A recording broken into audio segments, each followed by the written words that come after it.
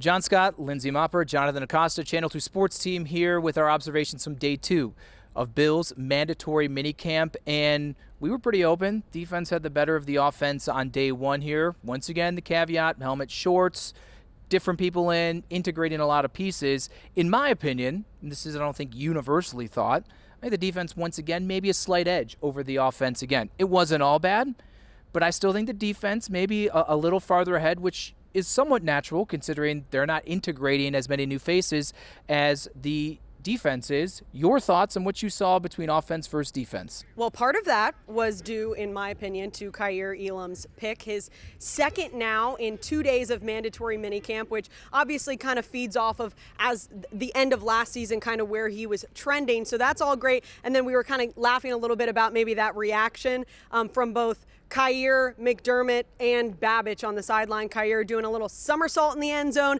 McDermott going over, tapping him on the helmet, and then Babbage, of course, screaming and yelling and running all over the end zone. So, and I think we all agree that that play from Kaiir today just continues what's been a pretty strong offseason for him, one that you can see that he's playing with a little bit more confidence and everything. Kind of to your point, I think I would agree that the defense had a slightly stronger day, and it's not something where it was like by leaps and bounds, but you just see maybe some of the reaction from the defensive sideline to some plays as opposed to the reaction from the offensive sideline. Maybe there's just a little bit more positive reaction, maybe a little more juice, the buzzword of the offseason for the Bills, on that defensive sideline after some of the plays then from the offense. Babbage reacting to an interception like Kaiir's. I think Daquan Hardy had another pretty nice pass breakup today. He had a nice one yesterday in the end zone. This one was more kind of down the field, kind of in the middle of the field.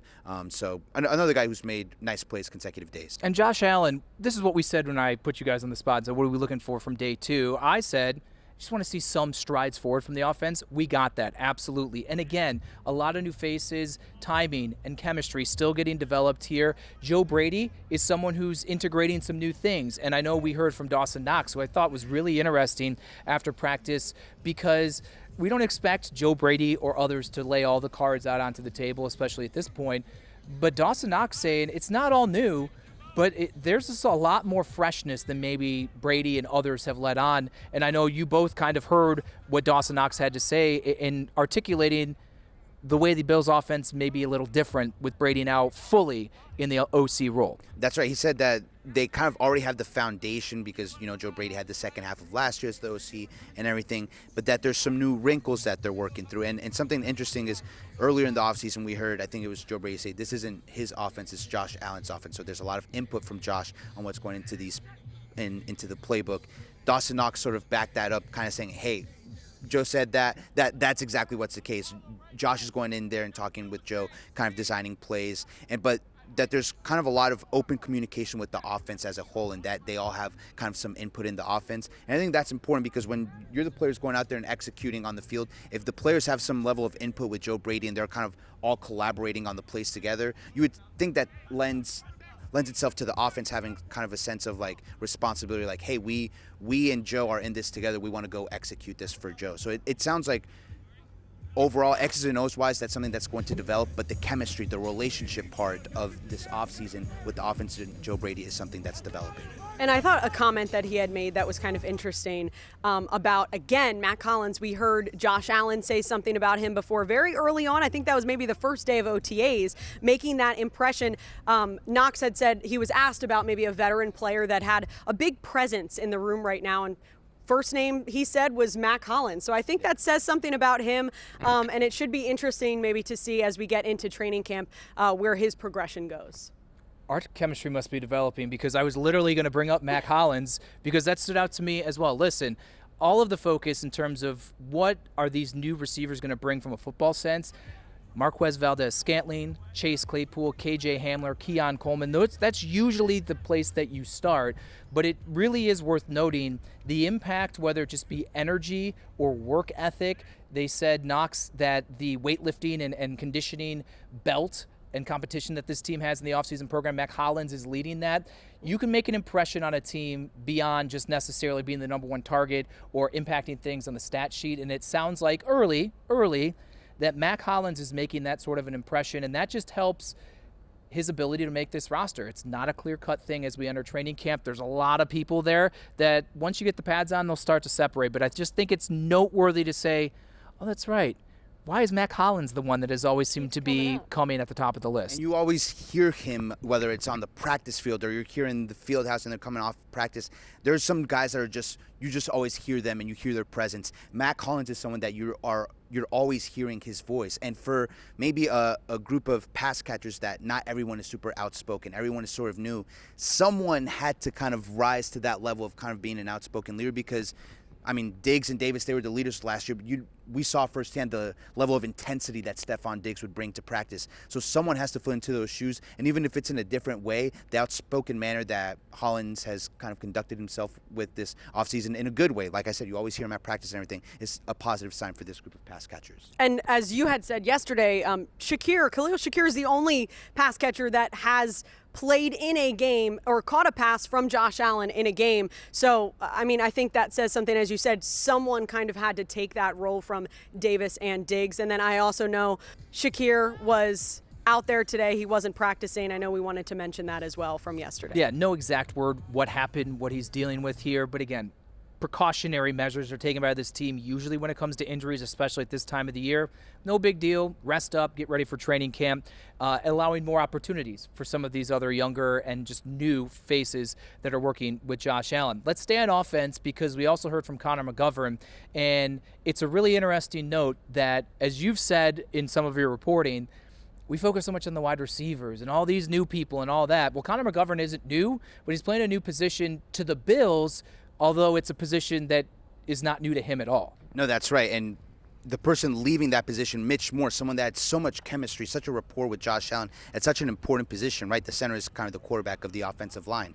Well, Connor McGovern here, I feel like the transition is an interesting one because, like you said, he's not new to the Bills, but it's a new position for him. So it's interesting to hear him speak today because he spoke about how he actually loves playing center at Penn State. He liked playing center, but they would move him around to guard. He got to the Cowboys, and he originally started off as a center, and they eventually moved him around to guard. But he always liked to sort of try to find his way back to center and play that position if someone went down or they needed an extra body there. Any center reps that he could get, he liked it.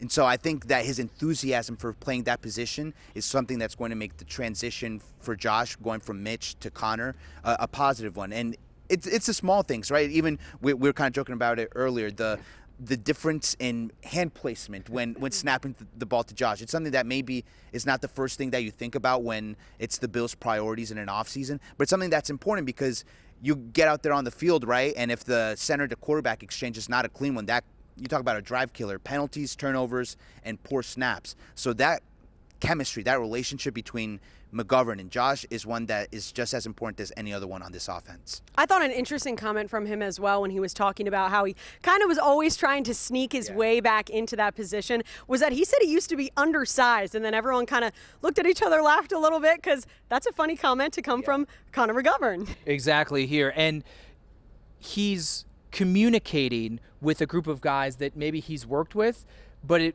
is from the center position. Mitch Morse is the captain of the offensive line. He's making the checks. He's pointing out the mic and all of that stuff. Connor said that he helped Mitch in some capacity a year ago, but that, again, development there, even though outside of David Edwards presumably sliding in and replacing McGovern at the left guard position, you still got Deion Dawkins, you still got Osiris Torrance, you still got Spencer Brown. So all four of those five guys have worked together before, but it's now the point person changing that, again, it's the more inside football stuff that's not interesting or easy for us to talk about, but just something that you got to think about in terms of, they got four of the five guys back from a year ago, but the continuity and gelling of that group moving forward. Let's finish on offense with the two tight end set idea. It was like the talking point at this point a year ago with the drafting of Dalton Kincaid and joining forces with Dawson Knox. Now a full year under their belt, although Knox was injured a little bit there. Knox speaking about maybe how he obviously is still in favor of 12 personnel, but how maybe they're better suited now to operate in that capacity than they were a year ago. Right, and part of it I feel like has to do with Dalton Kincaid's level of comfort, not just in Buffalo with the Bills, but just in the NFL. And Dawson said that the biggest difference with Dalton in year two is his confidence. He said that in year one, he was, I forget what the exact reference was, but something that's used a lot is kind of drinking water from a fire hose. It was a similar idea where for Dalton, the term was his head was spinning at this point last season. Well, now he's got a full year under his belt, and even Dalton talked about it where that offseason going into his rookie year, he was still kind of coming back from an injury that he had when he was drafted. So think about the difference now, the season that Dalton went through and everything, and now coming in here, you know, he's had some games under Joe Brady, played with Josh, caught passes from him. He's expected to be in an elevated role, but now he has the idea of, hey, I'm comfortable with a lot of the plays here. I'm comfortable being next to Dawson in this two tight end set. And Dawson was in favor of it, speaking today, because he knows that the Bills have sort of the personnel to attack. However the defense wants to line up against a two tight end set, will do line up to stop the pass. Well, the Bills have shown that they can run the ball last year, like that Cowboys game, for example, where James Cook had over 200 all-purpose yards. Do you want to line up to stop the run?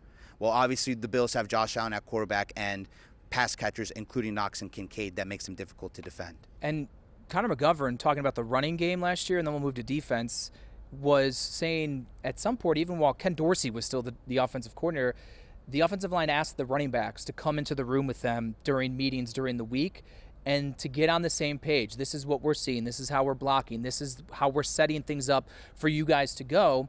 And I think maybe part of it is play calling, but maybe that synergy between the backs and the guys blocking up front made it no surprise that as the season went on, the Bills were able to run the football a little better. Something, again, to keep an eye on. You're bringing James Cook back, but some other new faces in the Bills' backfield here entering this upcoming season. Defensive side of things, let's start with Rasul Douglas. He explained why he was not here during the OTA portion. It was a good reason to me. Hey, I want to spend more time with my family. We're away a lot of times for a lot of the season, and I explained in my exit interview to the team and the coaching staff, this is what I do every year, spend more time. I'm still going to get my work in. Here's how I will be best prepared for mandatory minicamp. So it's not contract related. He actually, whether you believe him or not, says he doesn't even know that he's in a contract year. Whatever. He does. But the idea of seeing him back out there after being so impactful upon being acquired at the trade deadline, now he's in here for year two, and he seems ready. Yeah, I mean, when he was asked about, okay, all the turnaround, obviously, you know, the big question of the offseason so far and the first time that we're seeing him out here at mandatory minicamp, they're like, how can that be different? And he said, it's all the same. Just put my head down, go to work, do what I've been doing. And as you said, I thought it was interesting, you know, when his reasoning as to why he wasn't here during the voluntary times, he also talked about mindset, and he was saying how when he's here he's locked in, like he needs to be fully locked in. So he was saying, you know, I'm just a human like everybody else. I'm going to take the voluntary time and spend it with my family. And as far as the Bills are concerned, as long as he produces on the field, that's the main thing that matters. And at least from the observations that we get to make here at practice and everything, he hasn't looked like he's missed a beat. He looks completely in shape. He's actually made a couple of nice plays with some pass breakups. So whatever he needs to do in the offseason to be who the Bills need him to be once the season kicks off is the most important thing. And on the defensive side, we'll just say Christian Benford once again excused as he's dealing with a family matter. I know none of us were focusing on Matt Milano as much as we were yesterday, but I did catch some of him during the individual portion working with the linebackers. He looks like he did the day before, so encouraging signs, because Sean McDermott had said training staff going to talk with him, see how his body responds to a practice, and that will dictate whether he's on the field and how much on Wednesday and potentially Thursday. And he was back in the same capacity as he was yesterday. Encouraging signs here. Let's finish with some stuff that you guys have coming up. You each sat down with players on each side of the Bills lines, which we know it's where the Bills love it here. We'll start with Lindsey and tell us a little bit about a feature story you'll have in the coming weeks here as we get ready for the break before training camp. Yeah, I spoke with Dwayne Smoot, and he's a D lineman. We talked a little bit about his family. He and his wife opened up a school. It's like a preschool. They first opened it up in Jacksonville. So I asked him all about that and just how he's able to, you know, make the transition from Jacksonville to then Buffalo with something so brand new that opened up actually in January of this past year. So really good story, and we're going to have it for you on our YouTube page and website as well. And then on the offensive side of things, I got to talk with offensive lineman Lyle Collins, big body, you know, as a lot of them are on the offensive line. But again, he's another physical presence, a guy who's had a lot of success in the NFL, has made a lot of starts for good teams, the Bengals, the Cowboys. Now here in Buffalo, you know, fighting for his spot on this offensive line. And a big part of that is he suffered a major injury in the 2022 season. He's not played in an NFL game since then. So he really opened up and was candid about the recovery journey and the process and both the physical part of the recovery as well as the mental part of the recovery and kind of making the most of his opportunity here in Buffalo, including what drew him here to Buffalo in the first place, and kind of a cool observation from watching them on TV. You'll have to tune into the story to see exactly what it was, but it's always nice when we get to sit down with these guys one-on-one, because sometimes you hope that they open up to you and they're candid and they share their story, and that's certainly what happened here with Lyle. He was so open and honest about his journey that I'm excited to share. So even though the Bills are not going to be on the practice field after this week, taking that 5 weeks or so break before training camp, we're still going to churn out some stuff here and continue to talk and have observations, and then flip the script sometime early, mid-July, and shift our focus fully to things at St. John Fisher University and get you ready here. But this is what we've had for so far here. I'm not going to put him on the spot for anything else here, but continue to, stay tuned here to the YouTube page and WGRZ online, on air, and all of that, as we're going to continue to satisfy your Bills content hunger. With Jonathan Acosta, Lindsey Moppert, I am John Scott for Channel 2 Sports.